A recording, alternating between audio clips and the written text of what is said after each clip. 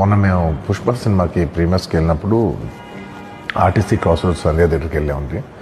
అక్కడ అనుకోకుండా crowd turn out ఎక్కువ అవటం వల్ల మేము సినిమా చూసి వచ్చిన తర్వాత మాకు తెలిసిన విషయం అంటే నెక్స్ట్ డే మార్నింగ్ దట్ ఆ క్రౌడ్లో ఒక ఫ్యామిలీ వచ్చారు.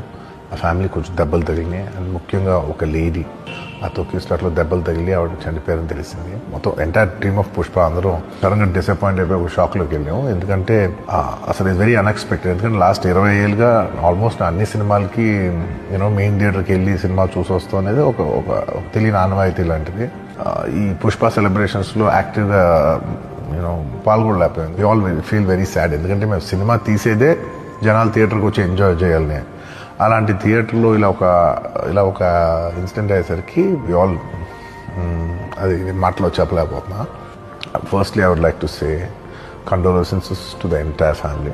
నా తరపు నుంచి I would like to donate an amount of ₹25 lakhs. This is just as a good will gesture. అంటే నాది ఒకటే రిక్వెస్ట్, మేమంతా సినిమా తీసేదే మీరు థియేటర్స్కి వచ్చి బాగా ఎంజాయ్ చేసి మీ ఫ్యామిలీస్తో వచ్చి మీరు ఎంజాయ్ చేసి ఆ సెలబ్రేషన్స్తో మిమ్మల్ని పంపిద్దామని. So our entire intentions is to provide a good entertainment for you in your lives. Please, my kind request is that when you go to theatres, please be a little careful. మంచిగా చూడండి, cinema చూడండి, enjoy చేయండి, వచ్చి please come back home safe.